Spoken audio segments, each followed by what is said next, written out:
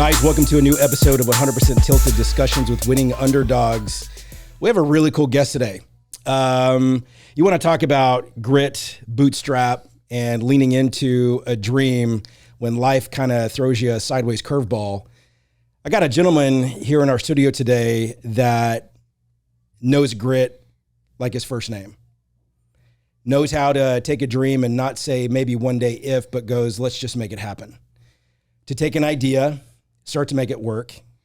And then as it starts to grow from a lot of hard work, begins to scale it and begins to grow it to now 4 years later after getting laid off from his job to say, I'm going to do a food truck business. And we're going to dive in today to figure out exactly what it took for him to do that. But this guy is a human resident, a Cuban immigrant. Nicaraguan immigrant, to now becoming a CEO of a thriving organization that takes other people's dreams of owning a food truck business and guides them along the entire process from idea to here's the keys, now go build your dream. Guys, I give you Patrick Bolanos. Thank you for having me here. That was an awesome intro. I'm really humbled. I'm not sure I am. I'm just so humbled to be here that you'd think that people would want to hear my story, and I really appreciate it. Honestly, brother, that's one of the reasons why I think for all of us, we wanted to host you here, because in such a entrepreneur era, and everybody wants to posture as a CEO of something and taking photos in front of Lambos that don't belong to them. And everybody likes the glitz and glam of being a CEO, being an entrepreneur. It is another thing of the work it takes as an entrepreneur, especially as a CEO, that you kind of have to do everything. Yes, sir. And it comes to a point when it isn't feasible to do everything. Mm-hmm. And you have to learn how to delegate and partner, which comes from a lot of trust. And when you're an entrepreneur, you trust those that you respect, and you earn respect with people by their work ethic. That's right. By showing up, by doing what they say, by always coming through, by not bitching about what else do I have to do. Like as an entrepreneur, it's 24/7. 24/7, nonstop. But you're also married. I am married. Four kids. Four kids? 4 kids. What are the ages? 15, 10, 3, and 1. 4 and 1. He just turned 4 last week. Yeah. So I've got a 15, 13, and 2. There you go. That's there fun. You go. Oh, yeah, it's bro. Fun, man. You know, isn't the younger one, isn't it kind of cool because we were different dads with our oldest. I was totally different. Mm-hmm. I was actually having that discussion with my daughter and our family at dinner the other night, because they say I spoil the 3-year-old and the 2-year-old more than I spoil the big kids. And they might be right. And my daughter actually said it. The only reason you probably do spoil them, you spend more time with them, is because they got a different version of you. It made me a little. How old is she? She's 15. That's very observant. Yes, very observant. And it kind of made me a little sad, but because she did get a different version of her dad when she was young. While I was there, I wasn't absent. I just wasn't the same. Mm-hmm. I wasn't focused on improving myself, on being a better version of myself then. So, how old are you now, Patrick? 41. 41. Yeah. How long have you been married? Going on 16 years. So I want to kind of start from young Patrick to kind of get a feel, right? Yeah. You grew up in Nicaragua? I grew up half my life in Nicaragua. Yes, I was born there. Civil War. I was born during the Civil War in 1979. My family migrated to the U.S. in 1986, I believe. Wow, no kidding. My grandmother on my dad's side is American. So we had that going for us where we could apply for residency here in the U.S. because my dad, one, he was a natural-born citizen. 2, his mother's American. And so we moved to the U.S. and we immediately applied for our green cards. We got our green cards. And moving back and forth between Nicaragua and the U.S. So if our listeners are not familiar, Nicaragua, one of the poorest countries in the Western Hemisphere, ran by the Sandinistas from 1979 to like 1992. Sandinistas, communist regime. They pretty much took over private properties and started taking private companies, private properties, land, etc. Controlled the government, controlled the people with a fist. And so we exiled. We left. And so in 1992, we got a new president in Nicaragua, and that's when our family moved back after being in between Dallas and St. Charles, Missouri for over 8 years. We moved back to Nicaragua. Then I went to elementary school there, 6th grade, until I graduated high school.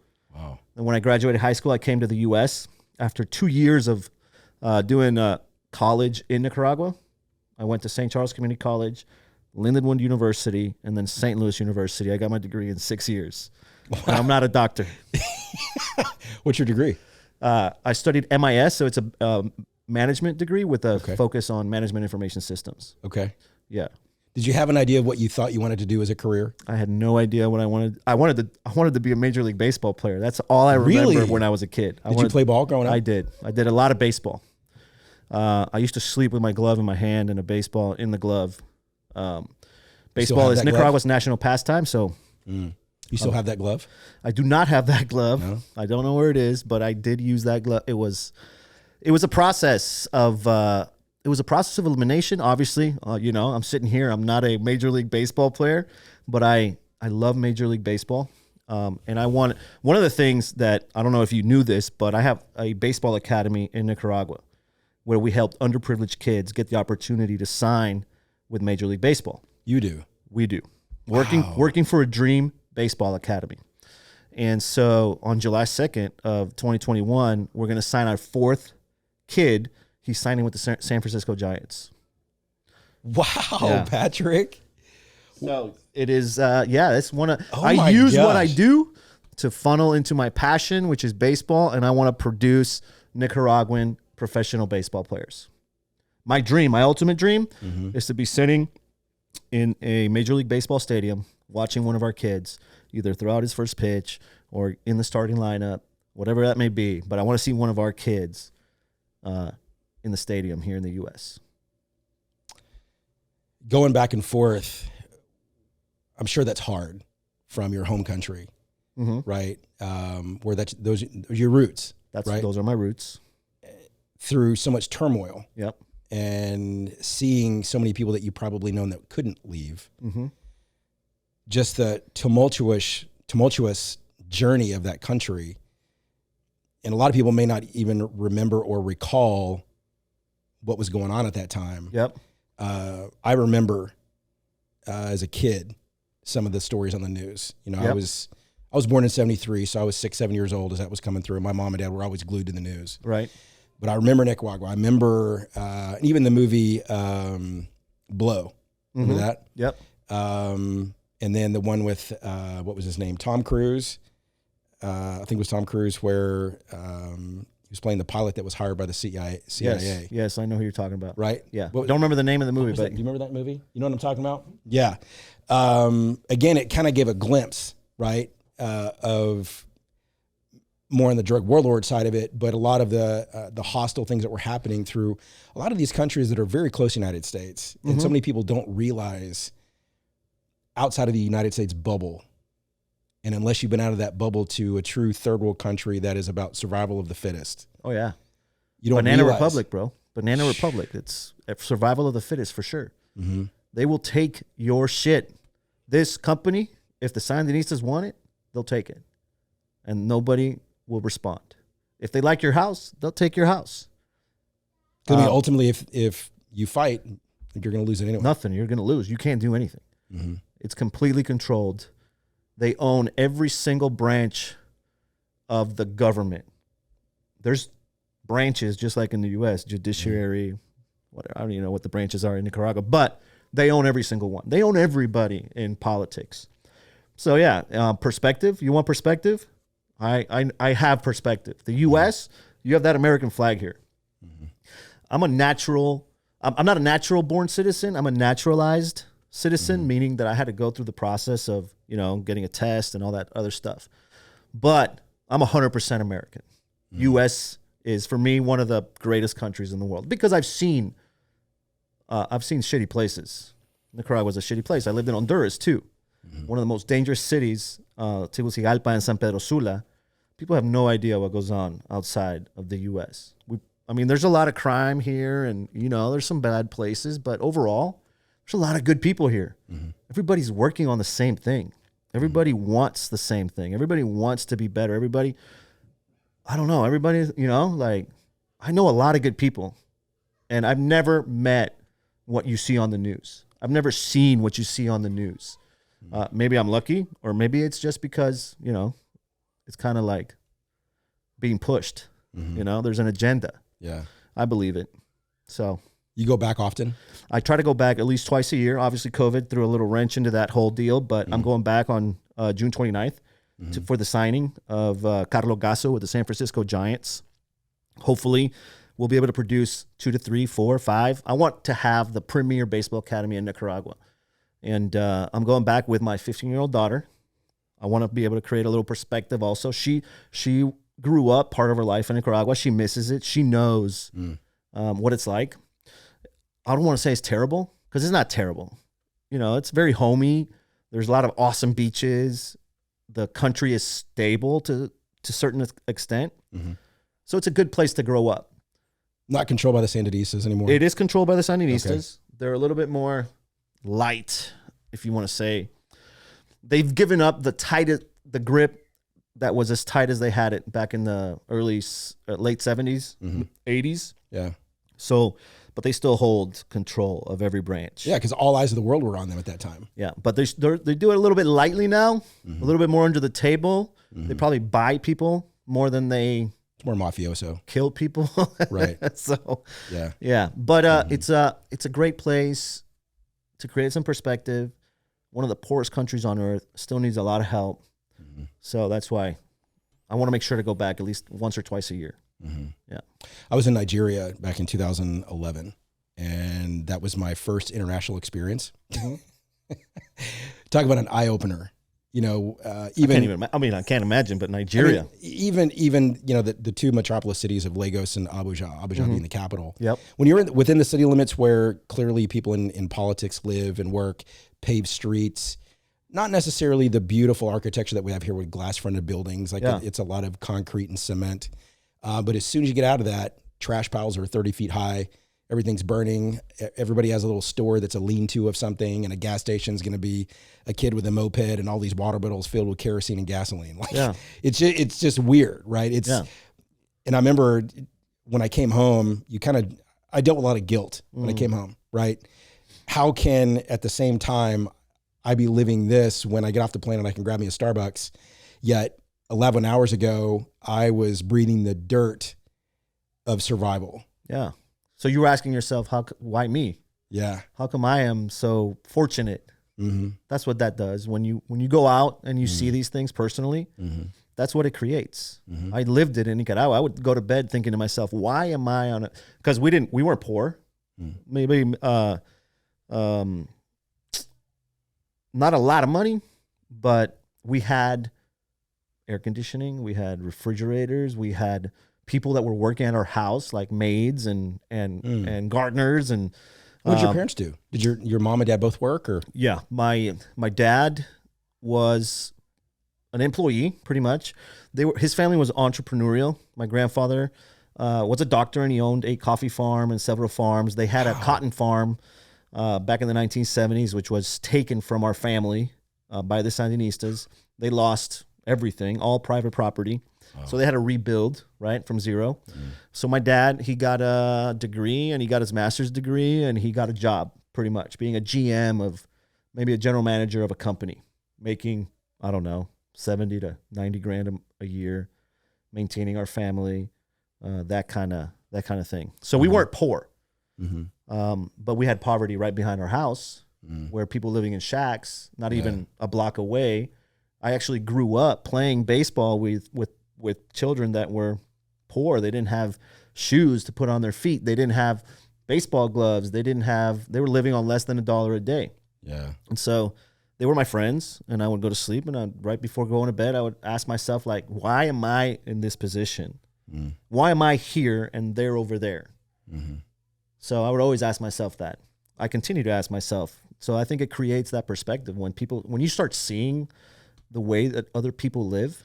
Yeah. It creates a little perspective for you to say, hey, I probably should be doing something, making an impact. So I try to live my life that way.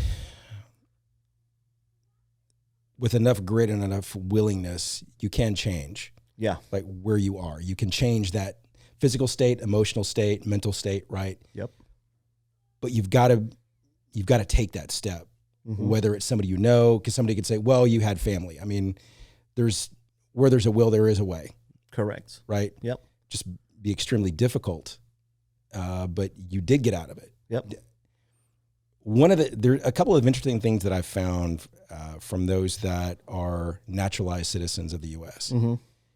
You typically come from harsh conditions where they've come from other countries, and there's a much deeper rooted patriotism than natural citizens that were born here, because we don't know how good the food is on our plate because we've never had anything different. Yep. Right. That's right. And there's almost a sense or a drive of so much gratitude to be here that we seem to see a lot more people that are naturalized, that are immigrants, that are the ones willing to put in the work to really work for a dream. Yeah. Right? Because we've seen the worst. Yeah. We've seen the worst part of this world, and this is the U.S., man, the opportunities.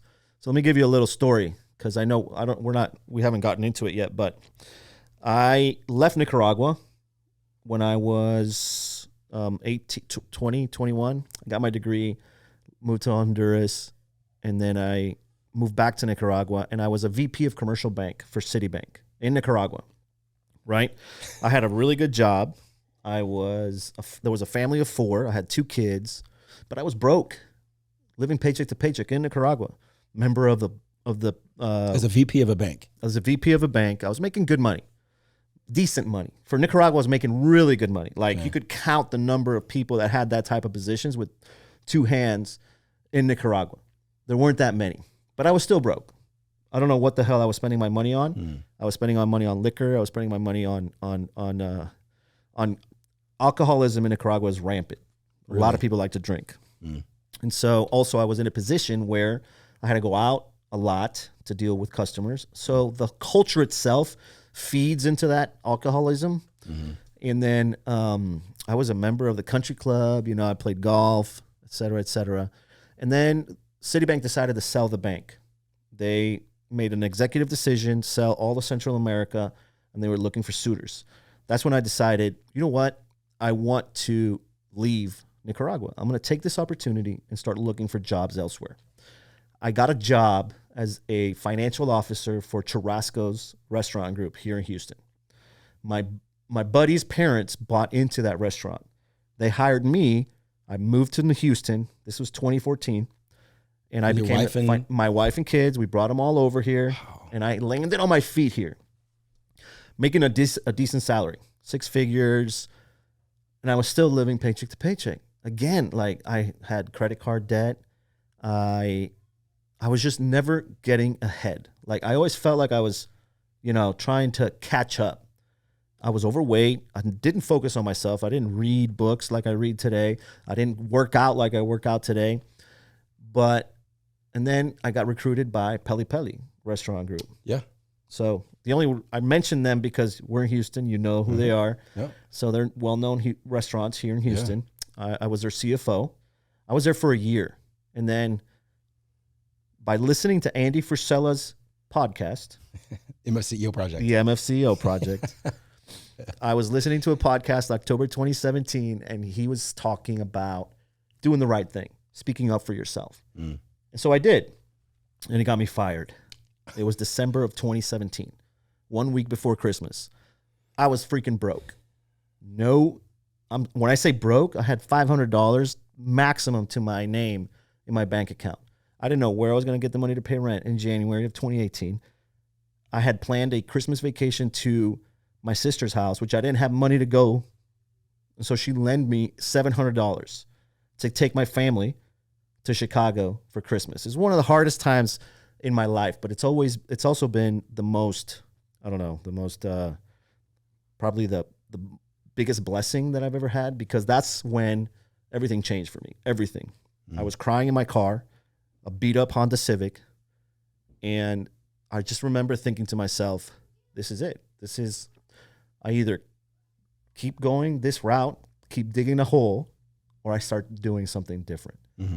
And I decided to do something different. And so focusing on myself first, focusing on the things I listen to, focusing on the things that I read. And slowly but surely, I started to see opportunities.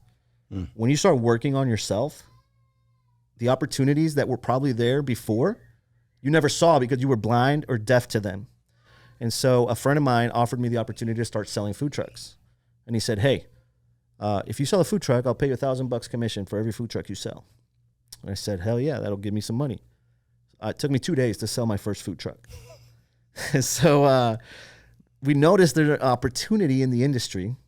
The food truck industry has thousands of builders, and not all of them live up to the reputation, or not all of them say what or do what they say they're going to do. Yeah. So we noticed an opportunity for better customer service. Not to say that our company is perfect, but we noticed an opportunity that we knew needed to be addressed.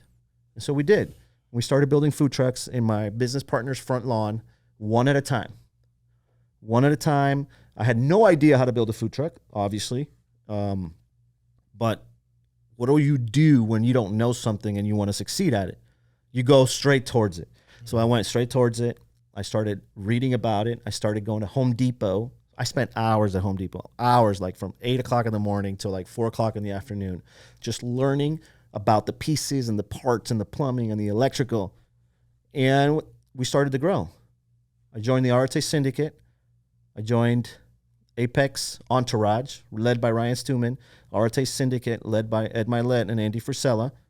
And I just began to apply the lessons that they would teach us about core values, about always leading with value to your customers, about doing what you say you're going to do. If you make a mistake, own it. And our company started to grow. We did $900,000 our first year, $1.8 million our second year. We just closed on 4.5, almost $5 million, and we're going to do $12 million in 2021. And we want to get to 25. Yeah. That's my plan. Our plan, our goal is to be the largest food truck manufacturer in the world and the best food truck manufacturer in the world. And believe me, the way that we've done it, it's probably not conventional, but it's working. And, you know, it's really hard. We're familiar with unconventional. Yeah. I want to go back to something. Sure. Because you were a CFO, 6-figure, driving a beat-up Honda. Oh, yeah. But that's what I call not, what do you call it when you, like, when your identities clash? I'm a CFO. I'm managing $25 million budgets. I couldn't manage my own home budget, but I was managing $25 million budgets for other people. So identity crisis for sure. Right. So I knew that I felt like a fraud showing up in a Civic as a CFO. What the hell? You're a CFO of a restaurant group and you drive a little beat up CFO. That's when I would care what people thought. Could you afford something nicer, or you couldn't? No, I couldn't afford, because if I did, it would put a stranglehold on my budget. Like everything was going out somewhere.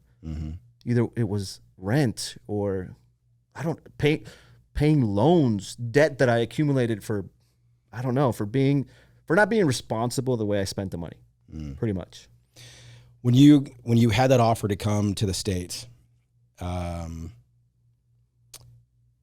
was your wife like, let's go? No. Really? She was not at first. But after some convincing, my thought process and what I led with was the opportunities for our children. The United States is the best place for them to have the absolute best opportunity to get ahead in life. And when we had that discussion, she finally jumped on board. I moved by myself for the first 4 months. I still remember picking him up at the airport after being separated for 4 months. I lived at my friend's house for 4 months, and picking up at the airport was very emotional. I started sobbing when I saw them come through the gate. Like I'm a very emotional guy. You know, but I started sobbing from the excitement and just, you know, we're here. Yeah, let's do this. Mm-hmm. Yeah. So did it still take her a while to really kind of get her bearing and that we're here and this is going to happen? Yes. My wife, God bless her, she has put up with me. We've been married 16 years. She put up with the worst, my worst version. In the beginning. I'm talking about bad, like drugs, alcoholism. And she stayed with me and she always supported my decisions. And now that I'm a better version of myself, that I focus on being a better version of myself every single day, that I focus on core values, that I focus on,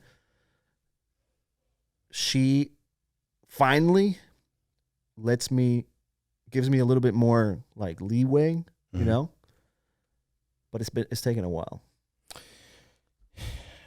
As adults, especially as men, and I'm seeing this a lot as men are becoming a little bit more open about our masculinity, about our journeys, and, you know, 20s, you're just supposed to be an idiot. Yep. You're supposed to make mistakes, right? Right. 30s is because you're still kind of in that frat guy mentality, right? I don't think emotionally as men we're really prepared to be married until we're at least 30. Mm-hmm. You know, we're still doing things based on kind of what other people told us to believe when we were younger. Yep. We're still trying to taste. We're still making mistakes because we don't really trust ourselves enough yet. 30s, we're expected by society to just level up, right? Get a career, get some footing, get established. But you know, I'm gonna be 48 this year in August, and I really feel like the 40s have been the best decade because I feel like mentally I feel like You're gonna be 40? I'm gonna be 48. 48? Yeah. Bro, you don't look a day over 40, bro. You look good. We just became best friends, bro. You look good. You look good. Thanks, seriously, man. Thank you, man. Thank you. Shit, when I said 41, I'm like, this guy's like 36, 37. No, and it's been the best decade for me. Yeah. And I feel like that's the way that is for a lot of men. Okay. Right? Because 20s and 30s, 40s now, we're beginning to taste the failures, taste the struggles, but also being able to be mature enough to have self-awareness and be able to make changes that are leading us to that next level that we feel like we've been wanting, but we didn't know how to get there yet on our own 2 feet. Yeah. We're humble enough to ask for help. We're humble enough to seek those that know more, because when we're younger, it's ego. We want to be the smartest one in the room. Right. Right. And then we see by the time we're in our 30s, that doesn't get us very far. Right. Because the guys we're trying to impress aren't worthy of being impressed anyway. Yep. Right. 40s is that incredible decade. But imagine if we would have started sooner, where we would be. I see kids in my masterminds that are there at 21. Imagine being in a mastermind full of multimillionaires at 21 years old with the maturity of a 40-year-old guy. That dude's going to be far when he's 40. So it's never too late to start, right? And the sooner you start, the better. That's the message I want to give my kids. Like you only had one shot at this, man. One shot. So yeah, have fun. But if you want to make an impact, you better get your shit together. And you better go after it.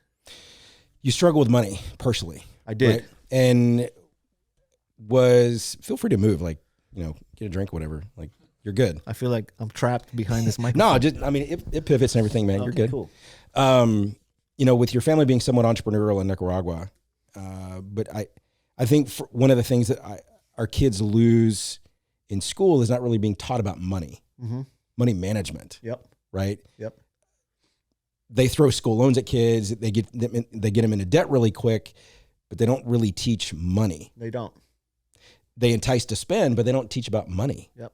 Growing your money, right? Yep. How to really create a life that you're not strapped to pay rent. That's right.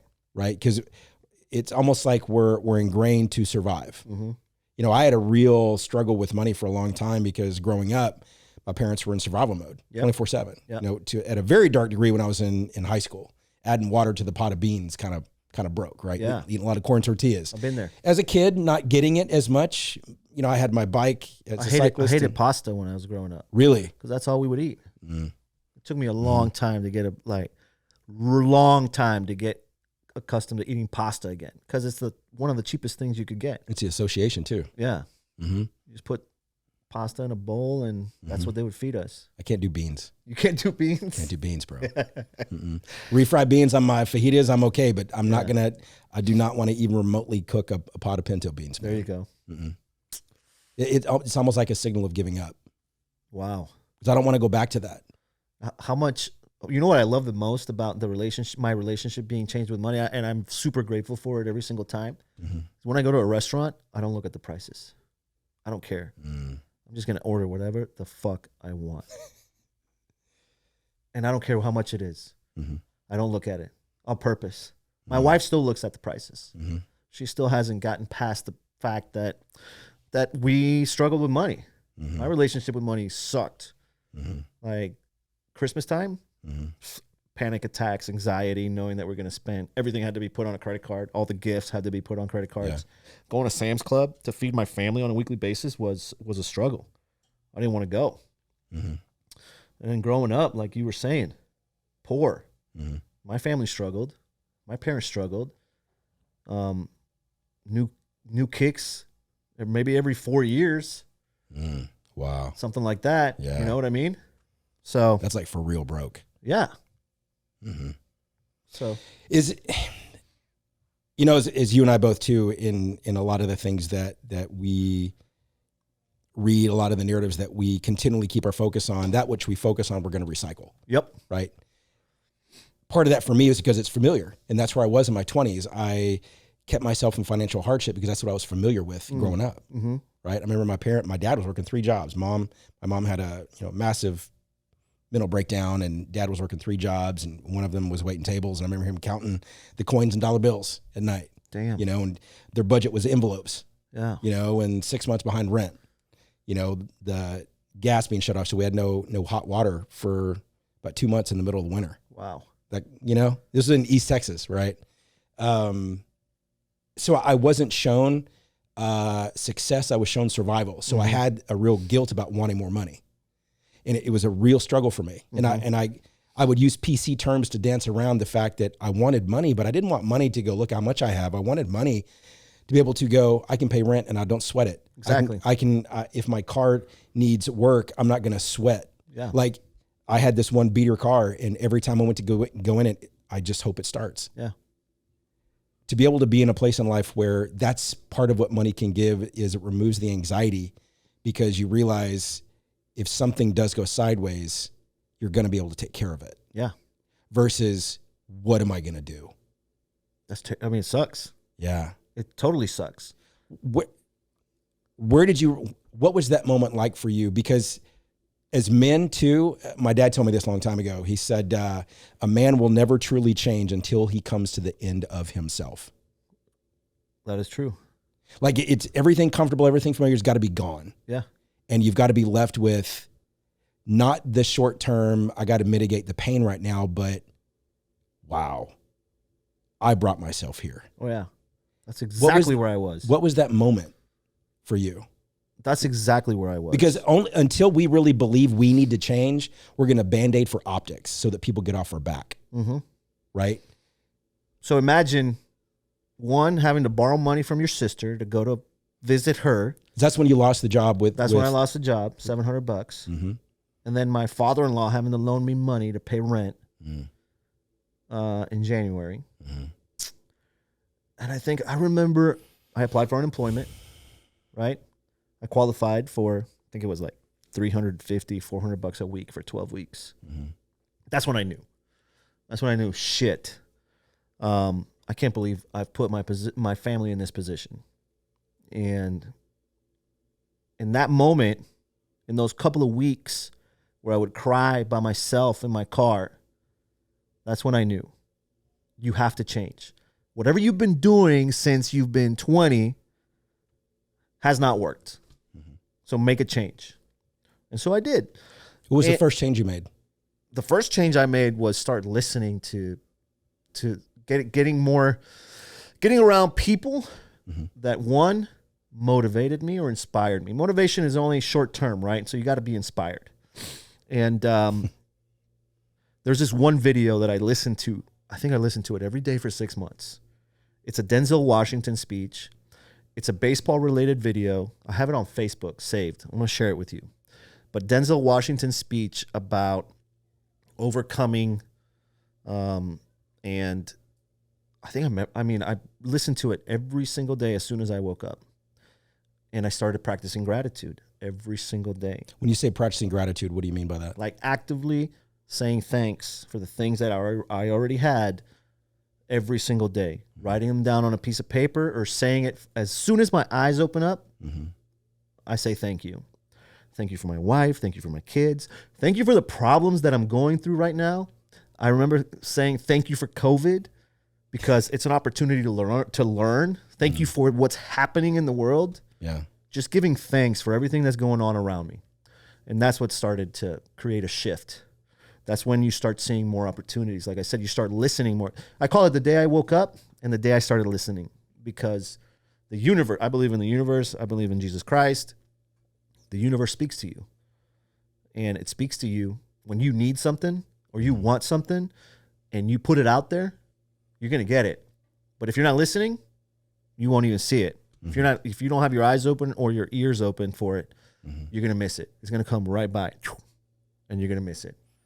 What's the difference between somebody that puts a picture of a Lambo on their wall and somebody that has a picture on the Lambo wall?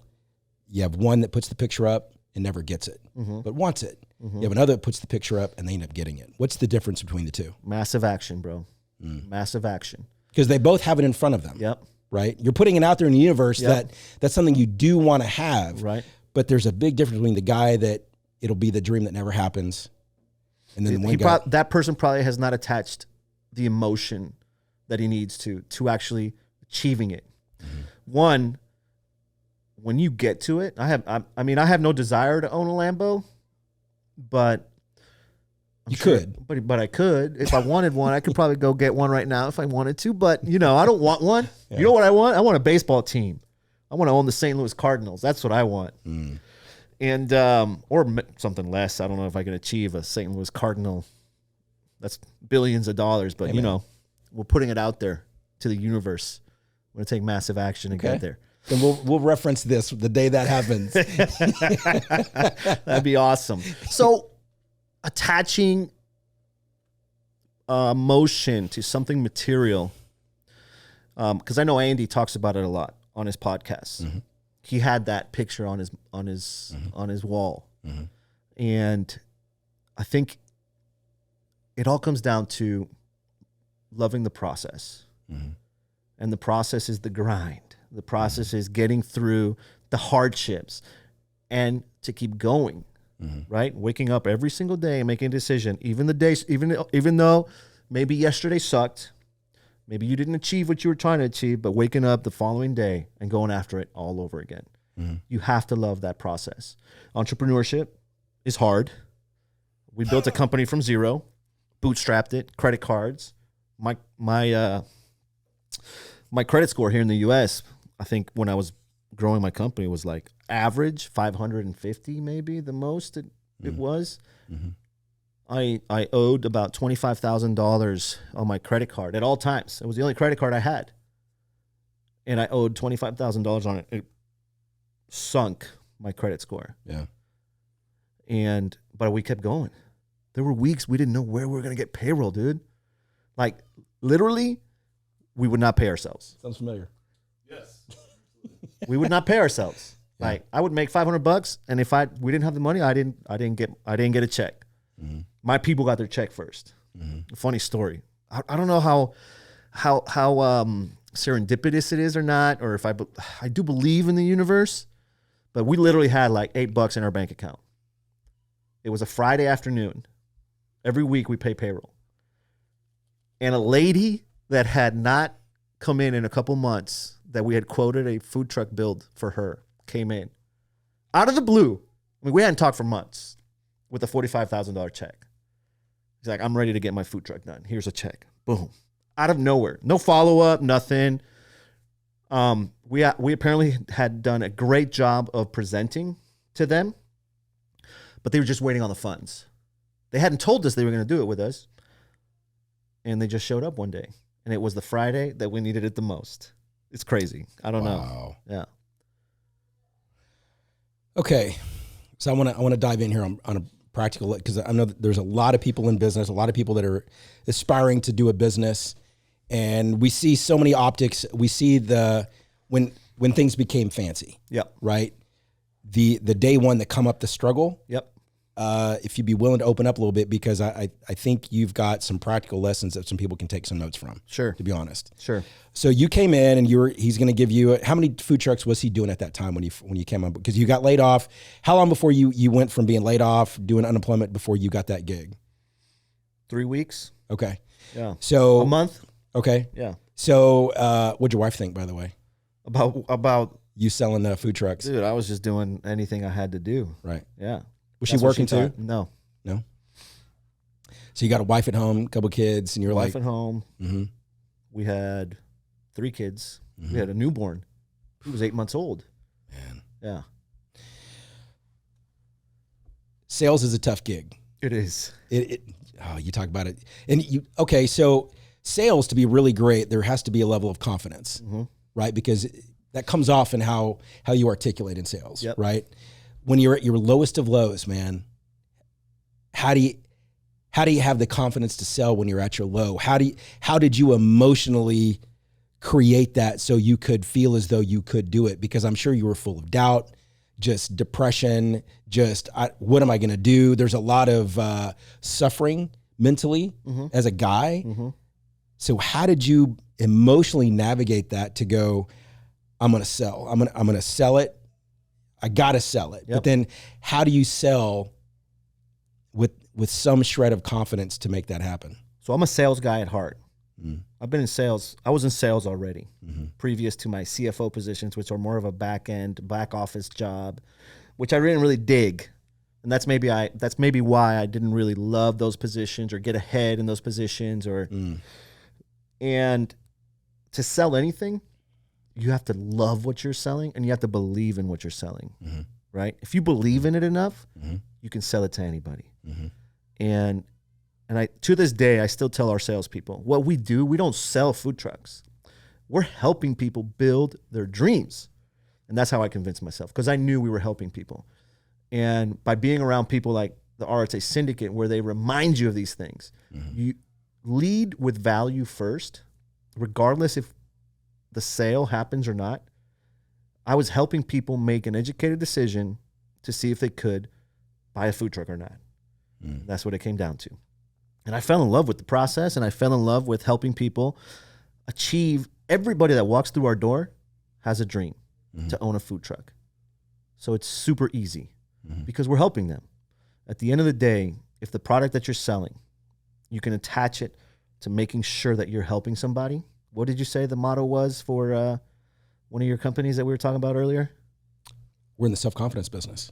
We're slinging happiness one meal at a time. We're slinging happiness one meal at a time. Mm-hmm.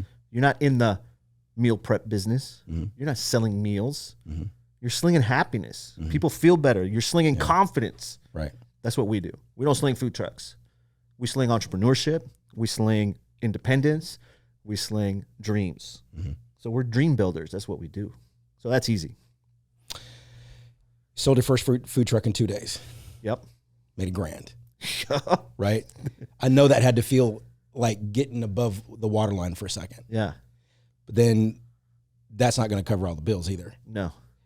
How long before you sold the second one? A few weeks, but I was doing catering gigs. So I was a caterer on the weekends making cash. So I had money to sustain our family. One, I just knew I needed to get ahead. So that first one, okay, we got the money, boom. Let's focus on getting the second, the third, the fourth, the fifth. Mm-hmm. And it just started becoming easier as I got more grateful of the position that I was in. Mm-hmm. And probably 6 months into the thing is when I decided to quit my catering gig. I was making an extra $400, $500 a week as a catering captain for a company that I used to work for. You know, there's the people that I was actually Churrasco's. I called my buddy Al and he said, hey, Al, man, I lost my job. I need help, dude. Best I can do is catering. You down? I'm down. I'll do whatever it takes, bro. Whatever it takes. Mm-hmm. So I'd work on the weekends, Friday, Saturday nights, Sunday afternoons, make some cash, and then sell some food trucks, 9 to 5.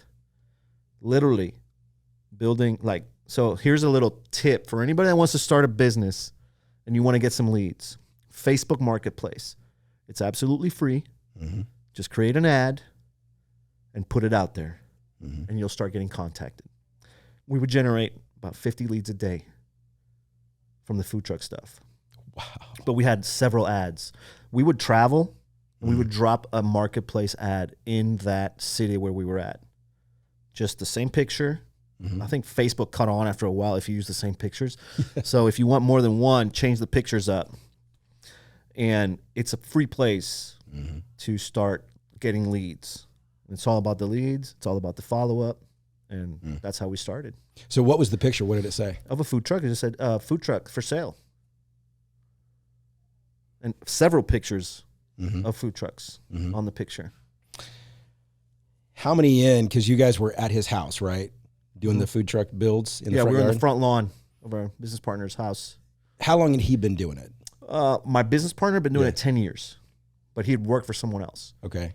So the store, we went to him to start building the food trucks that we were selling because we were brokering food trucks for other companies, buying shells, finishing them out, and he would finish out the work for us. Okay. He would get paid for every job he did. When we saw the opportunity, hey, let's start doing our own. We were like, hey, Roy, you want to be a partner with us? And he said, yeah. Came on board. And so when you guys, at that point, how many were you doing at a time? Back then? Probably 4 a month maximum. Maximum. Now how many are you doing? We're doing about 6 a week.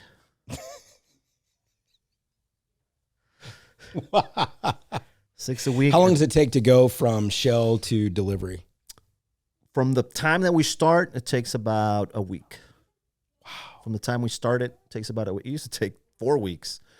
Like selling the dream was hard at the beginning for our guys because we were working outdoors. They were working outdoors. My office was underneath a tree in the front lawn of my business partner's house. You have a picture of this? I do, but not on my phone. We have it somewhere. But yeah, we're there. And we worked in the heat, summer heat, Houston heat. You know how bad it is? Oh, it's terrible, brutal. right? Brutal, right? So we were out underneath the sun working. Winters, it could get pretty bad in Houston, right? So it's cold. It's uncomfortably cold. And I would tell them every day, hey, guys, this is not how it's going to be. If you stick with us, this is not how it's going to be. Every single day, I would sell that dream to them. And it took us 3 years to get our first warehouse facility, which you guys should come out. It's about 30,000 square feet. Everybody's under roof. It could be raining outside. And before, we used to have to stop production when it was raining. Wow. Because, you cut holes into the roofs and stuff. Yeah. Everything gets wet. A lot of electrical stuff everywhere. So production stops. Now, I go out there and remind them it's pouring outside. Hey, guys, check it out. Remember where we were? So a very small group of guys stayed with us. A lot of them left. And only one of them came back. Really? Yeah. Why'd they come back? His brother and him started with us together, right? One of them decides to leave. The brother stayed. The younger brother is now a supervisor with us. The older brother left, and now he's back. Now his brother is his supervisor, but I don't think he believed in us then. But he believes in us now. He sees the vision. And I tell him every day, we're not going to stop here. This is not it right here. If you stick with us, we're going to own 10 of these facilities or even one huge facility. So you went from that house to then the facility you're in now? No, we went from that house to a used car sales lot that we rented out, which was outdoors, and it had A small little house.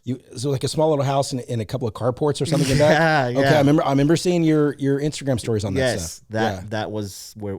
So we were like the rain with the tarps and the water dripping and generators running and Yep, that was our second location. So the house was kind of your office. The house was the office. Okay.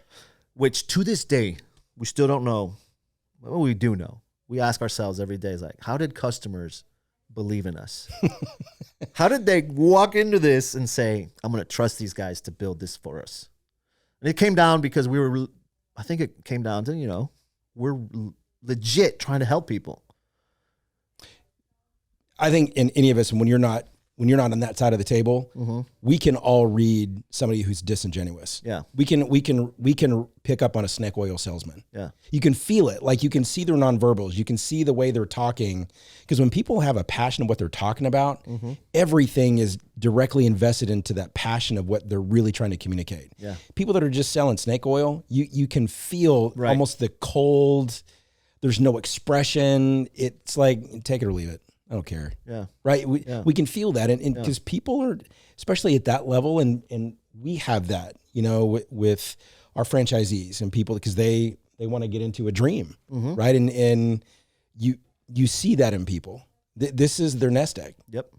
Right. Yeah. And they want to give it to somebody that they feel like they can trust. And that there's an intuition that comes from a life of experience going, I'm getting a good read on this guy. And unless you're a real good Bernie Madoff type guy, that's a real snake, that's a real scam artist. Yeah. That can get one over, and they're out there, but it takes a little bit of familiarity and just always answering things right. But those people karma always catches up.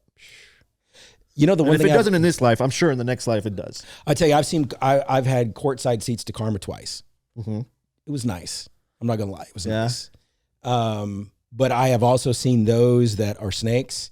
They will, their day always comes. It usually takes a while. The good ones, we get frustrated because we feel like the people that want to do it right are the ones that end up getting the short end of the stick. But at some point, the snake will end up in the trap of their own doing. You may not ever get a chance to witness it, but it does happen every single time. It does. And if you do the right thing on a daily basis, even if you don't see the progress, just keep doing it. It will catch up in a good way.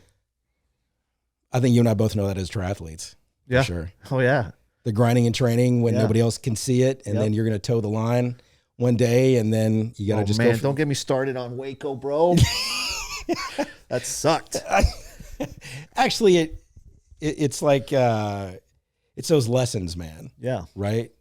Because no matter whether it's taking a cold shower or it's showing up when it's 105 with a heat index of 121, and I'm still going to grind it out. And excuse me while I get my towel and wipe off my face. Yeah. We need that. It was in G.I. Jane. Pain reminds us that we're still alive. Yeah. You gotta embrace the suck, man. Embrace the suck. Yeah, you do have to embrace it. And honestly, so many people, and I think this is where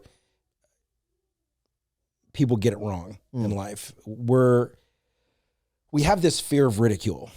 I think it comes up just from growing up in school, and kids can pick at you, make fun of you because you're not wearing the popular jeans or whatever it is, right? And we're afraid of being ridiculed.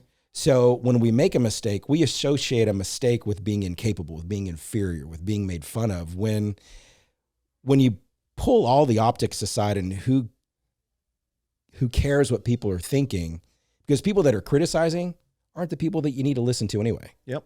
Right? Exactly. People that are giving unsolicited opinions have no respect for themselves.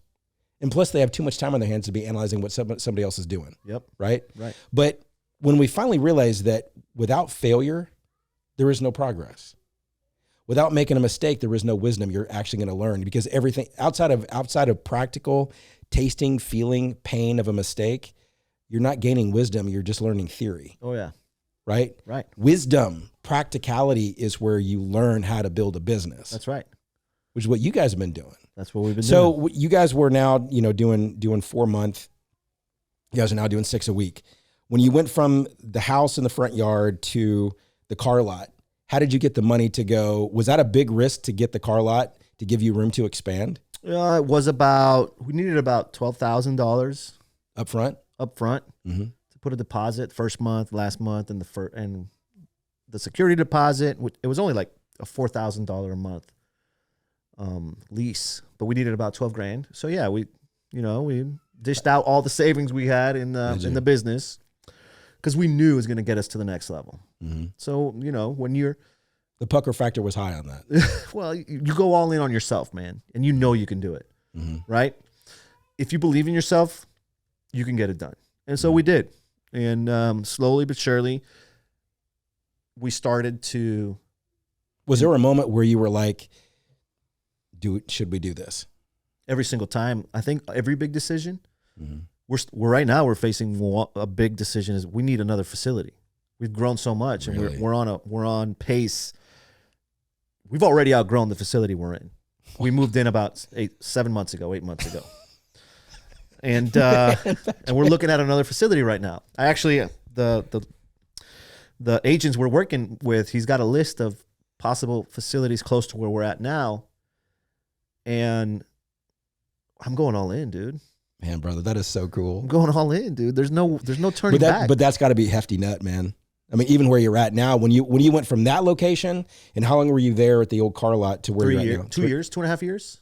Yeah. When you realized you guys were going to have to make a change and get a different facility. In the middle of COVID, it was June or July, like in the middle after the shutdowns and everything, we decided we can't stay here. This is going to limit us. Not only did we get out, we continued to pay for that lot. Wow. Until almost a couple of months ago, where we bought out the contract.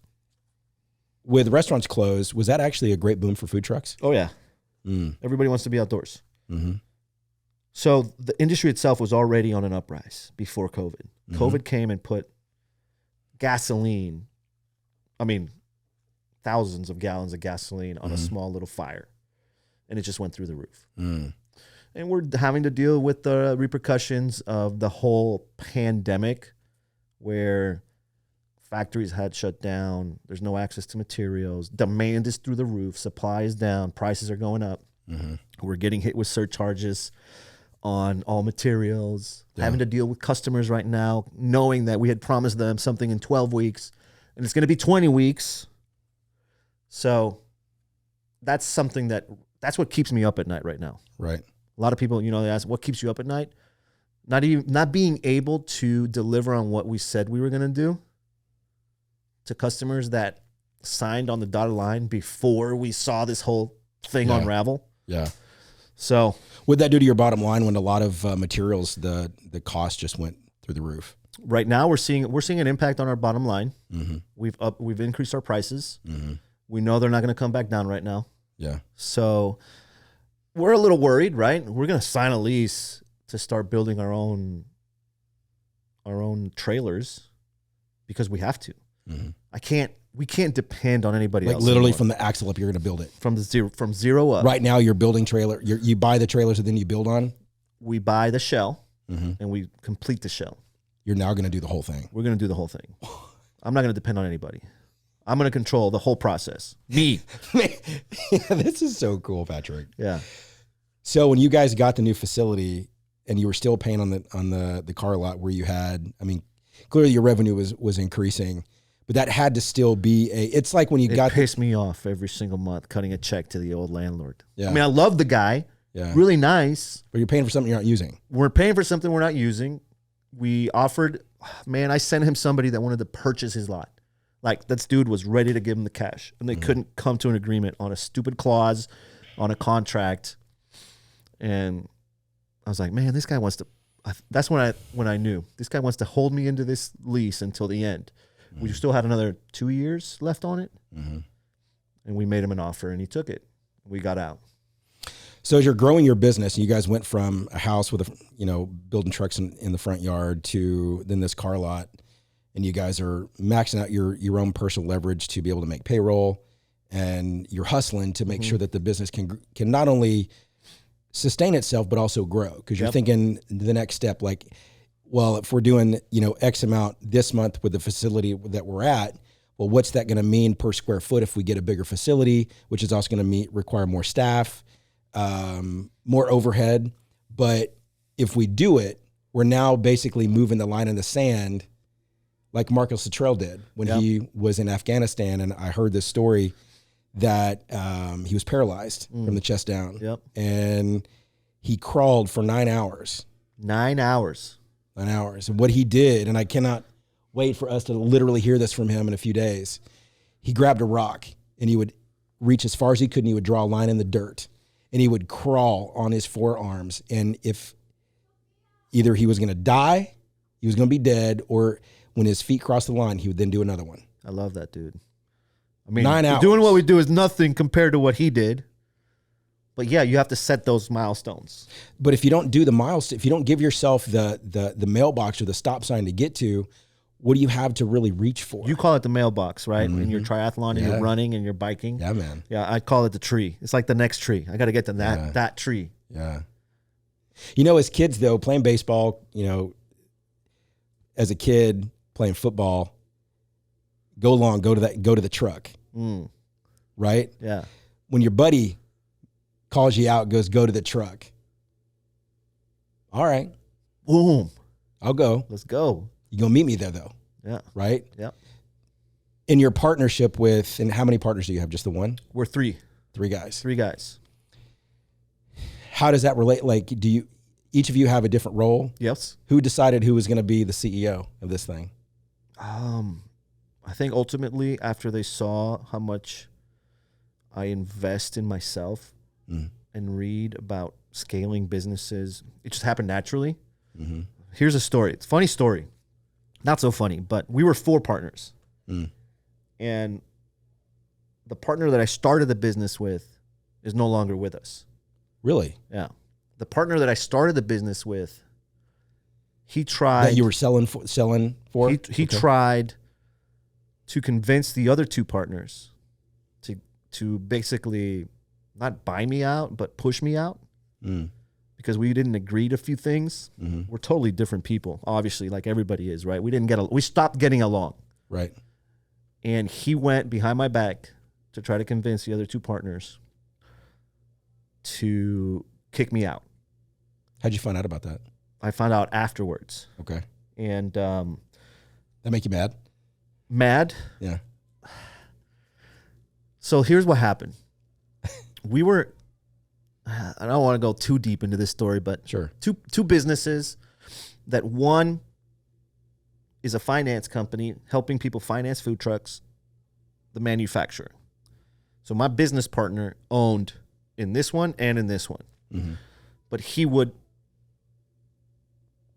go towards his other company more and use our company, manufacturing, as more of a cost center. Okay. And I made a suggestion once for us to be able to be more in tune and for us to row in the same direction. I offered, hey, why don't we find a way where we can all own parts of each other's companies so that we can all go row the same direction and grow together. Apparently he didn't like that. And he showed his hand and basically threatened to shut us down. Said, I own this bitch, and boom, I want to shut you down. And that's when I made a commitment. You know what? F this. I'm going all in. I'm going to grow this, and we're never going to depend on this over here. And we did. We started investing in marketing. He didn't like it. We were spending $500 a week in marketing, and it was working. Like, we would basically get a new deal for the marketing that we did on Instagram. And we just started to clash. We didn't like each other after a while. That happens. We didn't know each other before we became partners a whole lot, but we became partners from necessity. I went in because I needed something. He offered me half of something and it transformed into something else. There's a whole story in and of itself. So we started the company. I raised money to start a restaurant. We didn't start the restaurant. We used the money to start building food trucks. Gotcha. And so all of a sudden one day he decided, you know what? Hey guys, here's an offer to buy me out. Boom, puts it on the table. We discussed it, and we said yes. Signed on the dotted line. and he's no longer part of the company. I find out later that he tried to go behind my back to bankrupt the company that we were in to start a new one. And the other two. Yeah. I tell this story because you just asked me a question about how we decided who was going to be the leader. Mm-hmm. I didn't decide I was going to be the leader. I just decided to go all in. I decided to go all in on myself. I decided to go all in on our company, which I still felt a little hesitant going all in on a company where somebody that we didn't get along with would benefit from. So yeah, I would still feel like a little, maybe I shouldn't do this because it's going to benefit somebody that doesn't believe in what we're doing. Right. And they told them no, obviously, because we own the company. Mm-hmm. And that's when I knew that, you know what? I'm doing something right. I didn't ask to be in that position. Yeah. It just happened. Mm-hmm. And we trust each other. It's something that we have built. It's something that we work on every day. Communication. They let me make decisions for our company that they trust I'm making for everybody's benefit. Right. And so that's where we're at. That's leadership, though. You know, a lot of people confuse when you're leading a group of people or even just one person to ultimately to reach a goal when financially it's going to benefit everybody, or reaching a goal is going to benefit everybody. But people confuse manipulation with leadership. Yep. Manipulation is leading people down a path that's going to benefit you as an individual. Yep. Leadership is about guiding people down a path that's going to benefit everybody. Yep. Right? Yep. And them. And them. Individually. Yeah. But it's not you first. Exactly. Right? That's where I think people with a boss mentality get it wrong. Those are the ones that end up failing, right? Because they can't get past their own ego, right? Me first, where you guys made sure your people were paid first. Yep. Right? Yep. Now, you said you raised some capital to do a restaurant when you were doing the food trucks, right? Yeah. So why do food truck and a restaurant at the same time? So, because I mean, a restaurant in and of itself. Oh yeah. Yeah. So here, I'll go back. As a CFO of two different restaurant groups, I knew how to raise capital. I was doing it for someone else. We raised $1 million on Next Seed for one of the restaurants that I was a CFO at. And I actually was responsible for the entire paperwork for $2.5 to $3 million SBA loan for a new restaurant. So I had knowledge on how to raise capital and what it took to get a loan from the SBA. And I was doing it for someone else. And so this person that we became partners with, I became partners with, offered me the opportunity to own one of the restaurants that his family owns. And he said, if you raise the capital for one of the units, I'll give you 50%. And that's how our company was born. Wow. So our LLC was born 50-50, me and him. I raised $75,000 in 2 weeks after getting fired, doing catering gigs and selling food trucks. So we started selling trucks, and then we started selling more trucks. And all of a sudden we were like, do we want to start a restaurant where we're going to have to slave and the margins are low? Or do we want to go into an industry where, one, we know we can do something better, margins are better, and we can create a bigger impact? And so that's what we did. So depending on who you talk to, some say the way to build wealth is multiple streams of income. Yep. Now, a lot of people think that's going to be an Amazon business, it's going to be an e-com business, it's going to be a brick and mortar. They're thinking of all these things that require a considerable amount of time to master. Yep. Or else you're going to have all these irons in the fire, you're not going to be effective with anything. Right. Where do you think people misunderstand that statement? Because it is true, but where do you think people get that wrong? I think they misunderstand that and they get it wrong with timing. Become a master of one thing first. Excel the most you can. Grow it as much as you can. Get that piggy bank as big as you can. And then start looking elsewhere. Right? I have some investments.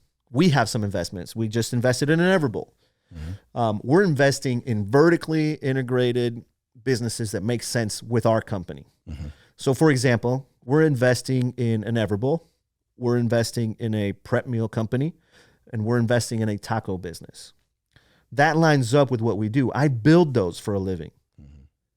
I want to be able to show our customers that we know how to do what they want to do. Mm-hmm.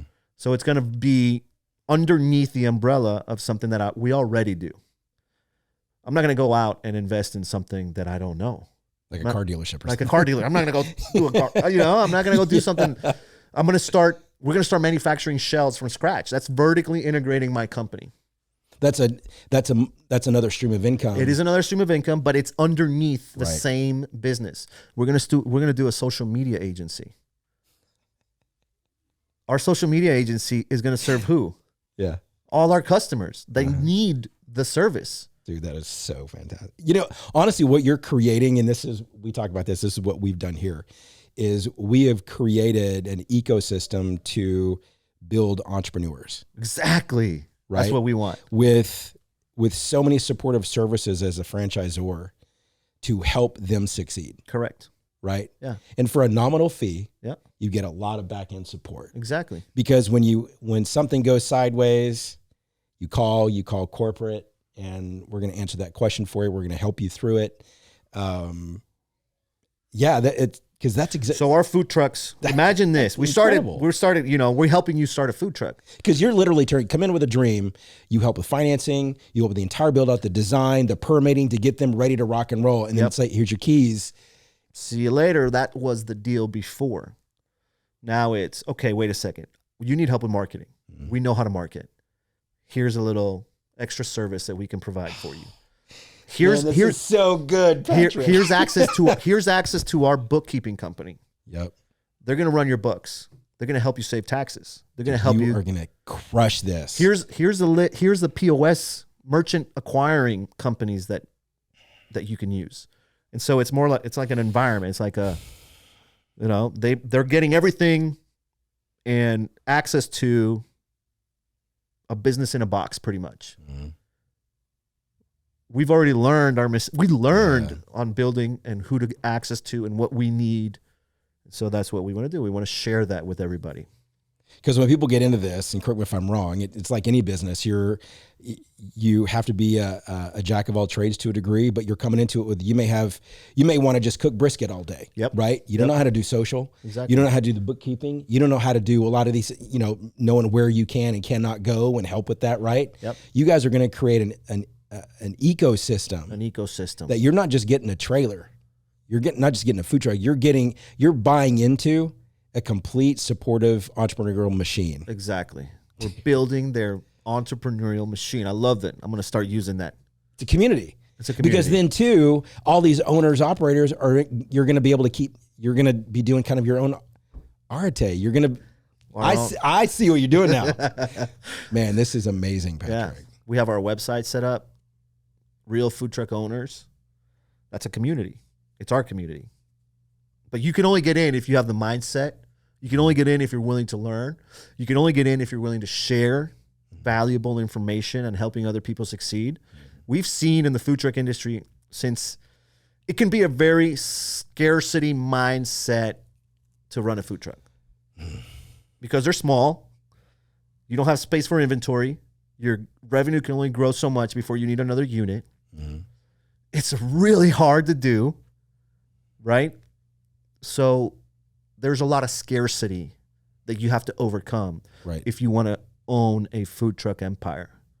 So we want to help break down those barriers. So I'm going to kind of dive in on food trucks. Yeah. Because the movie Chef. Love it. Oh my gosh. That's one of my favorite movies. It's a really good movie. Have you seen it, Jason? Okay. It's on Netflix. What's his name? I was about to say the same thing. He's the guy in Iron Man. Yeah. His buddy. What's his name? Iron Man's he directed it. Yeah. He was also in Swingers, old school movie. I don't remember that movie. John Favreau. So restaurateur, amazing chef, basically just gets shredded by a reviewer and does a food truck reluctantly because they feel like that's taking a step down, right? Yep. Does a food truck. His 10-year-old son's doing a social media, killing it on Twitter. Yep. And what I love is the serendipity of, it was the food truck guy that came on the set of Iron Man that evidently had a well-known brand of a food truck and ended up becoming the consultant to teach him how to cook all the food on that show. Okay. And then he ended up doing the show on Netflix that they're then cooking together, right? Yes. I love that. Yeah. I had no idea that's how they met. Yeah. I had no idea. Like, he knew of this food truck guy. Yeah. Right? They got him on set. And then he got to meet him, Very and cool. then it kind of sparked the idea of the show or the movie. Yeah. But there is a lot of allure about a food truck. Like, you don't really see, as a food truck owner, that's a lot of work. It's a lot of work. Because you're getting up early. You have to. You're, now you probably, after your day's done, which probably lunch, maybe afternoon, then you got to do your Sam's run. You got to get everything prepped for the next morning. That's going to be probably a 5, 6 a.m. wake up. Or get that thing cranked up because depending on where your stops are. But what is something that people kind of, not to diminish somebody's dream of a food truck, but what are a couple of things they need to know before they jump in that's really going to help them make that good decision? Sweat equity is going to be probably one of the most important factors. Okay. You're going to be sweating. The saying, if you can't stand the heat, stay out of the kitchen, is absolutely true. For any kitchen, especially for a food truck, because the heat is almost unbearable. There's not a whole lot you can do about heat when you have an extractor fan pulling out all the air. You can put some fans down, right? You're going to be standing all day. Physically, it's going to be tiresome, right? So you have to be able to step into knowing that it's going to be hard physically.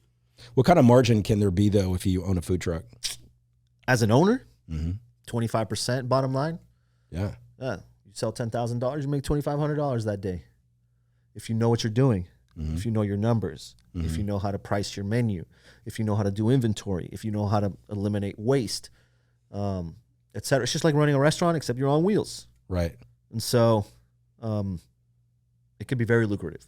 I got customers doing $90,000 a week in sales out of taco trailers. It's insane. It's unbelievable. Yeah. Off of how much of an investment to get that truck up and running? $50,000, maybe a little less. I'm sure they didn't start at 90 a week, but you know. Okay, so realistically, let's talk real numbers for somebody that thinking about getting into it. You're talking about somebody that got all their numbers figured out. They got their numbers figured out. Right. They have 8 or 10 units now. It's crazy. Which is what you're building within your network. Yep. To help people out of the gate have a lot more wisdom and guidance. Yep. Right. And we're doing it ourselves right now. We have a taco business. We partnered up with some influencers here in Houston. I don't know if you know Heavyweight Music, but Heavyweight Music, a couple big guys, they dance in the halftime show, the Houston Rockets. So we did a video at our shop dancing the Troquita song. I remember that. Yeah. So they're like, you know what? We want to start a taco business. You know what? You guys, let's do it. I believe in them. Their family is working in it. And we came out of the gate strong. We've had some days, you know, it rained at a club where they were at and sales were only $300. But we understand that. We know there's going to be days. It's going to be a roller coaster right now. Until we get their name out there, we lock in the products that we're serving, our dishes. But we know that if we put in the work, we know we're going to have a truck that does at least 10 to 15,000 a week in sales. That's our goal. We got to get you guys to a tune-up event. Let's go. Yeah. Let's go. Yeah, man. Yeah. Whether it be one of our corporate meetings or like at a VIP thing at one of our shops or something. Yep. That would be cool. We're definitely have to do that, man. Let's do it. Okay. And when we get Everbowl too, we'll do Everbowls. Oh man, let's bring some acai bowl. Come on, man. Let's roll. Yeah. So for somebody that's getting into it, when they get the keys to that thing, realistically, how long does it take before they can really get their numbers figured out and making a buck? 6 months? I would say on average. They'll know in the first 3 months if it's working or not. They should know immediately. But you guys were asking me earlier what do I think is probably one of the most important factors to succeed in this industry? And I think in any business, you have to nail down your marketing. People don't know you exist. They won't come to you. And so we have a food truck group, a community of almost 24,000 people that want to either invest in one or already own one. And I go live almost in that group almost every day. Mm-hmm. And the first thing I tell them is, listen, you're not going to get anything from your menu from me. Your menu is your menu. Your dish is your dish. That's your responsibility. You're passionate about it. You know what you're serving. But we're going to help you make sure that you price it correctly. Mm. Make sure that people know you exist. Because once you get somebody to your truck, make sure you can get them to come back. Mm-hmm. And that's going to be on your menu. I can get people to your truck. Can you keep them? And can you bring them back? Mm-hmm. That's going to be up to them. John Tafferty's like that. Once you get them a fourth time, you've got them. Exactly. Right? There you go. But the marketing is for that fourth visit. It's not for the first. It's the fourth. Yeah. Mm-hmm. Keep them coming back. Yeah. And that's going to be service. And that's going to be your menu. That's going to be your dish. Wow them. Do something different. Mm-hmm. And they'll keep coming back. So people think food trucks, they think taco trucks. Yeah. Right? I saw a crawfish truck. You were actually in Valley Ranch near me where I live with a customer out there last year, I think. Maybe it was earlier this year. I forget when it was. Yeah, we did a BB's. We did a trailer for them. Mm-hmm. But you've got barbecue. You talked to the guys that had the lobster truck, right? Maine Lobster. Yeah. Cousins Maine Lobster. Yeah. Fantastic story, by the way. Yeah. Everybody should go check out that episode that I did on How many trucks they have? They have 50 plus brick and mortars, plus an online business. They partnered up with a shark on Shark Tank 10 years ago, Barbara Corcoran. Yeah, Barbara, that's right. Yeah. Mm-hmm. So where do you think is a space or a type of food that hasn't really been tapped yet for a food truck? That's a great question. And I know the answer. I'm going to share it because I don't really care. You know, if you get an idea, go do it. Mobile teppanyaki trucks. They're a big hit in California. What is that? You know the hibachi? Yeah. Where they cut up your steak shogun and stuff like that. Yeah. Right in front of you. Yeah. So mobile hibachi trucks. They're, for some reason, they're successful out of the gate. Out of the gate. Hibachi trucks. Mm-hmm. Have you seen a hibachi truck in Houston? Mm-mm. There's probably one or two. There's probably one or two in Florida. There's probably one or two in Utah. But there's about 50 in California. How fast? They figured it out. How fast could you get one cranked out? A hibachi truck? Mm-hmm. If I wanted to, 3 weeks. Who's ready to roll? Let's go. But I want to be a partner in that hibachi business. I want a piece of that. With the popularity of food trucks, and it gives people a way to get into the food service industry without doing a brick and mortar, that can be insanely expensive. Yep. Overhead, like you couldn't even chew that thing, right? I mean, you gotta be liquid enough to weather that storm. Yep. Right. But a food truck, you can get into it. Have you seen anybody go from food truck to brick and mortar and still have both and be able to almost use food trucks as the marketing for your restaurant? Yes. Yeah. We have a customer here in Houston. He's a taco business. He owns 4 different mobile units. He bought a brick and mortar and keeps growing. Wow. Yeah. He's one of our customers. Really? There's been, stories are rampant in the food truck industry where you start with a food truck and you go brick and mortar. Mm-hmm. And so. How many staff do you have?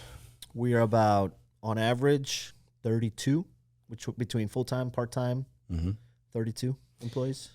Culture is a big piece for you. Yep. Mindset is a big thing for you. Yes, and you personally have invested into yourself with Arte, with Apex, with your monthly reading, with things to help yourself. With a lot of people, they don't necessarily see the value in that, right? A lot of times, I want to read a book. Like I want to go home and I want to swipe all night, right? I want to post and ghost. I want to slide into people's DMs, right? You want to do anything but work. Yep. Right? How do you instill and grow a mindset with all of your team? Do you only focus on your top line leaders and let attitude be reflective of leadership? Or are you personally involved in what do you either implement or encourage or do as the CEO of this company? How do you really develop and build a legitimate culture? Okay. That's a great question. I think most successful companies, or not, if not all successful companies, have to have a set of core values that they use to make daily decisions. From hiring and firing to promoting, it has to be based on core values. I believe in that wholeheartedly. And so our company, our leaders, our partners, we came together and we designed our core values: teamwork, honesty, always be learning, etc. And we use that as a framework to make decisions on a daily basis. Our shop used to be a freaking mess at the end of the day. No cleanup. And now every single day, everybody knows that at 5:30, we're spending half an hour, 45 minutes cleaning up, because that reflects on us. The following day, if you show up to the shop and everything is everywhere, it just creates an environment of, not conducive to being productive. So it's really hard to do, especially in a blue collar environment where we have fabricators, plumbers, electricians. Right. It's a lot of people that are focused on their daily activities. But one, I let my actions speak for itself. So they've seen the change. I've lost weight. I invest a whole lot of time in reading and being around these masterminds. They see the growth the company is having. So they see that the things that I'm doing, my business partners also, are producing results for us. We're in networks that we weren't in before, getting connections to somebody like Jeff Fenster or Dan Fleischman for Everbowls. That didn't happen before. Showing them the people and the companies that we're working with. They're not all mom and pops. We're working with some very important companies now in the Houston area, in the Dallas area. And I think that speaks for itself. So as a leader, I like to think that, I'm learning how to be a leader. I'm learning how to delegate more. I'm learning how to build teams. So we haven't perfected it yet. We're not perfect. I don't think we'll ever be perfect. It's going to be a journey that we're going to be working on every single day. But my team, I know they trust me. I can see that when I speak and I ask them to implement certain things, they take it to heart. And we're not there yet. Our culture's not there yet. I've been to First Form. That's fucking culture. I've been there. We're not massive, there. That thing. You should see how that place is. It's hard to explain how impressive it is. I've been at the First Form headquarters. I've seen how they just come together to build something exceptional, something bigger than them. We're not there yet, but we will be. For your guys that are, in manufacturing, fabricating down there on the floor, and they're hourly, could be full-time, part-time. Yep. How do you help foster them to begin to grasp a better version of themselves every day when they come to work? We put them on teams led by our supervisor, the ones that have been with us the most. And they have to stick to our guys until they feel comfortable. And we're building and we're giving them more responsibility. Before, I would be outside, like more of a micromanaging, asking what the hell are you doing that, or this is how you do this, or now I just let our supervisors that have been with us since the beginning, because I trust them. I trust them to make the decisions for our company, in the best interest of our company, in the best interest of our customers, and in the best interest of our team members. I was actually having a conversation with them yesterday. You guys need to take more action. Don't let fear hold you back. We're going to make mistakes. It's going to happen. But if we learn from them, that's all I can ask. Nobody gets fired for making a mistake for initiative. Nobody gets let go or reprimanded for initiative. But we do speak up when we cut corners. Right. When we oversee things and then not take action and let a trailer leave when something could have been done beforehand. So we're building that culture. We're not there yet, dude. We're not there yet. But the people that we have, they're great people, and they're learning, and I can see that they want more. And that's all I can do. We're reading the book here as a company, 7 Habits of Highly Effective People by Stephen Covey. Yeah. And one of the elements, we're doing a habit a week. Yep. And was it in habit 3, they're talking about just straight up be proactive. Right? Yep. Because so many, in life, we're passive. We're always on the defense. Right. Which ends up creating a lot more unnecessary stress and anxiety because we know there's some things we should do, but we don't because either we're not feeling it yet or, I'll do it tomorrow. Like And it happens at all levels. Yeah. It happens to me. I'm sure it happens to everybody at the shop. There's I'll tell the customer, I'll send you a quote in the next, 24 hours, 48 hours. And I'll wait last minute to get it done.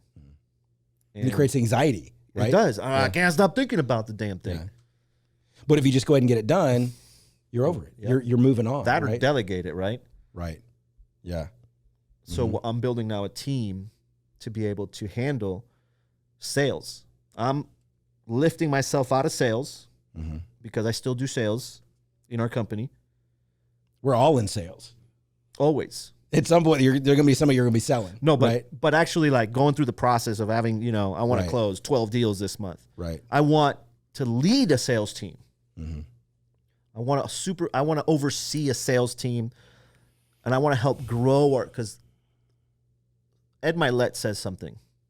He's one of my mentors, and I try to remind myself every day. Our dream has to be given big enough to fit as many people as possible. So my dream has to be big enough to fit every single person we have in our shop, every single customer that comes through our doors, every single person that I meet on the street. My dream has to be big enough to fit you inside my dream. Hope you guys heard exactly what this is because I think we're so caught up in a me culture. Yeah. Where it's YOLO, live my best life. Right. And that's why so many people, when they do eventually reach the dream of the Lambo, it's not as fulfilling because it didn't include bettering other people around you. Yeah. That's huge, Patrick. Yes, sir. Wow, that like changes it on pursuing your dreams. Most people look at dreams as their own self-serving goal. Yeah, no. And that's why you still end up empty, right? How many people that from the outside have everything, they commit suicide? How could you be so distraught when you have everything? You could buy anything. You could do anything, right? Yeah. That's sad. I think because the dream is wrong. Yeah. They were doing it for the wrong. I don't know. It's like the ultimate why. Yeah. From Simon Sinek. Like, what is your real purpose? How do you get people to buy into the mission and the vision of your company? When they come in, when they're hired, let's say it could be an electrician, could be a fabricator, even an administrative that hasn't been grinding with you, right? That hasn't come through that first phase of when it was gritty and not so pretty. Sell the dream, bro. That's how. Every day, sell the dream. I speak about that dream.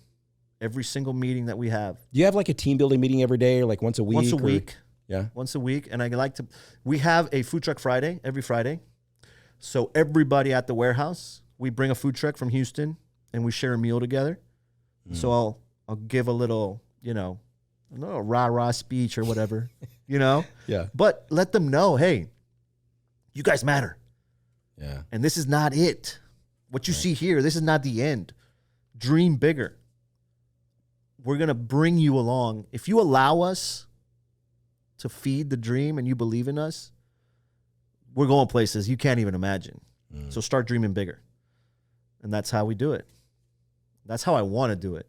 We're still working on it. And it's going to continue every single day, every single week. People that are habitually successful have built a routine in their life. Yeah. What are a couple of key things that you change in your daily habits and your daily routine that really helps you stay on pace? That's another great question. So my days are outlined for months at a time. I know what I'm doing next week. I know what I'm doing 2 weeks from now. I know what I'm doing 5 months from now. It's already on my calendar. I wake up every single day at 5 o'clock. I practice gratitude every single day. It's one of the most impactful things you can do to change your life. Mm-hmm.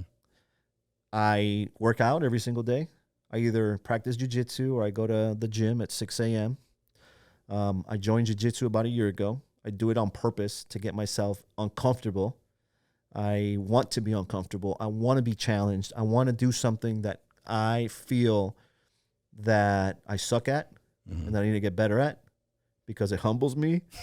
You get choked out every single day. And so I'm going to Dallas. Entrepreneurship. It's exactly like entrepreneurship. So I'm going to Dallas for the week, for a couple of days to be with my Apex brothers and sisters. And I'm taking my gi with me. I'm going to go find a gym because on Thursdays, I usually have a private with my Brazilian Jiu-Jitsu professor. I'm not going to be able to do that. But I've found that if I stick to the routine that I have when I'm at home, I feel better, I perform better, I make better decisions. And obviously I'm not perfect. There's days that I miss. But as long as you get back on that horse the following day, you will continue to progress, you will continue to get better, and that's what I focus on every single day. So my routine: wake up early, work out, practice gratitude, and read a book. Read 10 pages, at least 10 to 15 pages of a book. Right now I'm reading Winning by Tim Grover. Yeah, I cannot wait to dive into that book, man. It's great, dude. I bought it and I'm like, I want to jump in. It's great. It's great. And make sure to stick to those habits as much as possible. Even if it sucks, you got to do it. There are some days where, let's say maybe you had to work, pull a late nighter, you had something going on. It's easy to get out of that routine. Mm-hmm. Right? There's always a temptation. Yep. But these are non-negotiables for you. Non-negotiables. You're up at 5. Up at 5. Your gratitude, you work out, even if you go to bed at 2. Even if I go to bed at 2 o'clock in the morning. Okay, so I want to ask you a personal question. Sure. Building this business and the demands that this takes on a daily basis, it's on your brain 24/7. The demands, the pressures, the desires, the goals, the dreams. How do you take that and then also build your marriage and be present for your kids? So being around people that are doing greater things that I'm doing, bigger things that I'm doing, they've also been through that. So they've shared some tips. Yeah. First thing I do when I walk home is I leave my cell phone in the office and I don't touch it for at least an hour. I leave it on the as soon as I walk in, I just put it down. Because if not, I know I'm attached to that phone. And I'll stay focused for at least an hour with my kids and my wife. Funny story is I've had date night on my calendar for over a year. And I opened up in our group after $1 Million Mastermind, which is Ryan Stewman's live event. And we got to see a lot of speakers. Pastor Steve Weatherford? Steve Weatherford was there. Yeah, I was on that. Yeah. You were online? Yeah. Nice. There was amazing guests. Sean Whalen was there. Yeah. And I knew I wasn't living my best life because there's things that I've had on my calendar that I hadn't been doing. One was a relationship with doing the date night with my wife. That's something that now is a non-negotiable. We've gone on 3 date nights in a row. And putting them on my calendar, making sure that I invest the time to build that relationship with my kids and my wife is something that I still struggle with, but I'm working on. And is putting your phone down, being present, spending time with the kids. The 2 older kids is the ones that I want to be able to connect with more, that I haven't been able to find that rhythm yet. You know what I mean? They're older now. It's like they live upstairs and it's like people. It's weird, isn't it? Weird. It's like they're not there. Our minds remember them when we were playing trucks with them. Yeah. And now they don't want to be with us. We want to be with them, but we know that we're not cool. Exactly. You know, and that sucks. Yeah. Right? So we're going on vacation. That's something that I build like before going on vacation. Remember when we were talking about money? 0 vacations, dude. We couldn't afford to go anywhere. Or I had to put it on a fucking credit card and that would stack up. So be more present with your kids by putting your phone down. If you're Jim Rome, I listen to Jim Rome every single day on my way to jiu-jitsu or the gym. When you're at work. When you're at home, be home. When you're at 100% tilted, be at 100% tilted. Just be there, focus, and be present. So that's what I try to do every single day. You know, with a lot of demands, things that come up, because clearly jumping into this this business path is demanding. I know for me that if my wife and I are not on the same page, I am not at my best, and I don't have the capacity to give. Yeah. Because at home I'm not rooted. Yeah. If something's off at home, I'm off. Oh, it reflects everywhere. Yeah. Right. How do you work through that as demands come up and you got to go here, you're going to go there, to where your wife never feels like she's on the back burner? Because you got date night, but when you get home, you get home. It's a challenge. It's a challenge. Right now, my traveling in the next few weeks is going to be intense. Next week, I'm going to be in San Diego. At the end of the month, I'm going to be in Nicaragua. Then I got to go to Dallas again for another event. And so my wife, I've been prepping her for at least 30 days now. And it's reminding her that somebody said something. Kurt Linnington actually said this, another Apex brother. He said it in one of the events. They need to know that I want to be where she's at, even though I'm at work, even though I'm at the office, or even though I'm at an event and I'm away from them. I would give anything to be back where they're at. And that's 100% the truth. But know that I don't want to be away from you. These are just things that I'm doing. It's going to help us be better.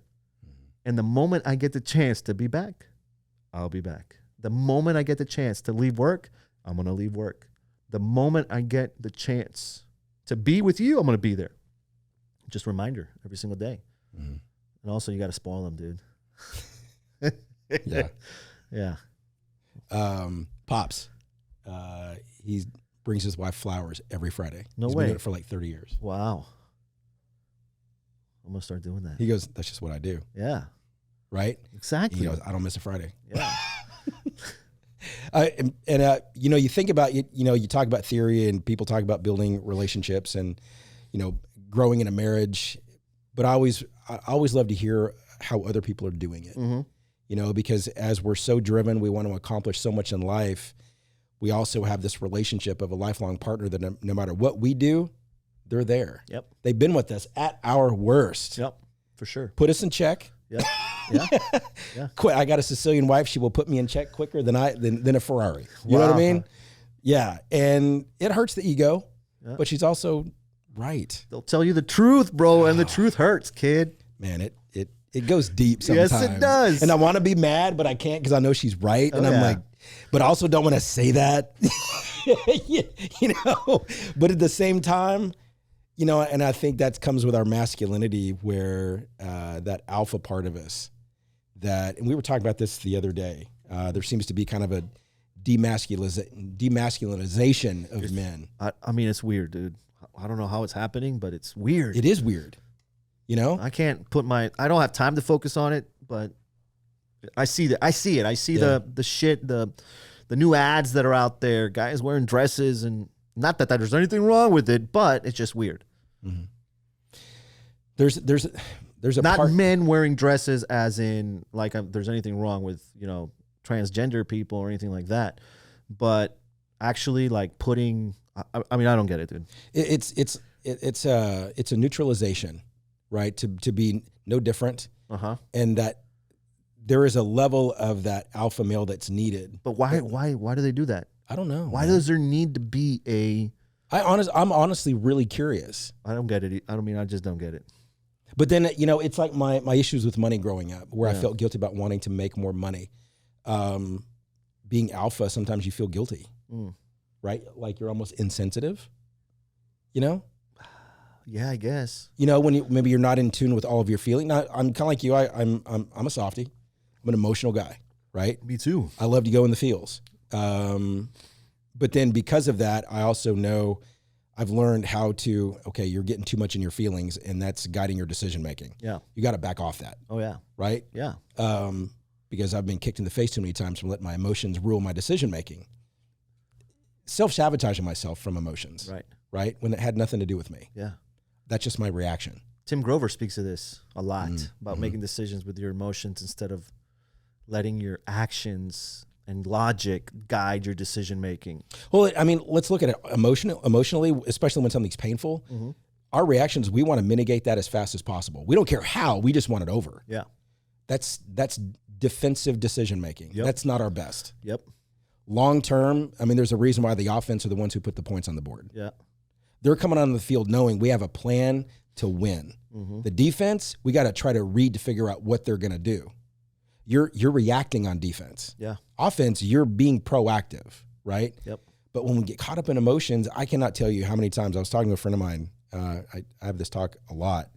The level of self-awareness, like anytime I have an emotional reaction, why did I just react that way? Yep. Why am I being such a sensitive? Yeah. Right? Am I that insecure from my childhood? What happened? Why did I act like that? Bro. You're definitely more self-aware. Grow up. Yeah. You know, grow up. Because if somebody's upset, it's not about me. I'm making it about me by getting upset about it. And the more that I allow people what they do to control my emotional and mental state means I'm not in control of me. That's exactly right. Why am I going to give them that control when they don't even know me? Yeah. Why did I wake up so sensitive today? You know? Self-awareness, man. You're self-aware. Not everybody has that. Working on it. Well, yeah. It's something that we work on every single day. Patrick, for anybody that has an interest in the food truck business, where can they find you? At Patrick Bolanos HTX. At Trailer King Builders on Instagram. And Facebook. They could find us on Facebook too. Trailer King Builders and at Patrick Bolanos on Facebook. All my accounts are public, so you can just find and add and interact with me. You are, because you go live a lot. I do. You talk to people. Yes. You let people in. Yeah. If you could give people two nuggets in life in general, of whatever they're doing to help them become a better version of themselves, if they're feeling stuck and depressed, they feel hopeless, or they have a goal, whatever it may be, what would be two nuggets to encourage people? One thing I would do, the first thing I would do, I've said it, I'm going to repeat it again. Practice gratitude. Start doing it immediately. Wake up in the mornings, write down what you're thankful for. It could be anything. Thankful for the glass of water you just had, the oxygen you're breathing. If you do not have gratitude for what you already have, you'll never be grateful for what you want to get. That's one. Two, take massive action. Take massive action. Don't let the fear and indecision get in your way. If you want to do something, just do it and make it happen. Those are the two things that I would recommend. What would you recommend to any CEO or anybody in a leadership role of influence who is struggling with their team? What would be an encouraging piece that you would give them of how to help shift their team? I would say the first thing I would do is try to be more empathetic with their team, figure out what drives them, figure out who they are, figure out what their dreams are, ask them, talk to them about their dreams, and then build off of that. If you have an employee who's struggling with just not being able to get anywhere with their manager, their supervisor, their leader, what would you recommend they do? With the employee? Reach out, communicate, ask. I used to be an employee. I used to manage people. I mean, still manage people, but you get farther if you ask questions. So seek to understand first, not to be understood. Correct. If there is any book that somebody should read to literally help them see life in a different way that can set them off to a positive trajectory, what book would that be? Oh, man, I got a long list of books. But anything with Dr. Joe Dispenza. Anything Dr. Joe Dispenza. Becoming Superhuman. I forget the other titles, but start with any of those books. They're going to change your life. Guaranteed. And if they don't, call me. This episode of 100% Tilted brought to you by Trailer King Builders and Dr. Joe Dispenza. Dr. Joe Dispenza is awesome, dude. Patrick, my man, thank you for coming today. Thank you for having me. Thank It's you been for a being blast, so. dude. Thank you for letting people in. No, thank you. Building a business and just life and growing that as a man. And I really do appreciate just you being here and taking your time and your very busy schedule. But thank you, man. I appreciate you, bro. Yeah, you too. Thanks for having me. Guys, thank y'all. Remember to go check him out at Trailer King Builders and check out and follow what he's doing. This guy, you want to follow a guy that is grinding, follow Patrick. Let's go. Guys, we'll see you on the flip side.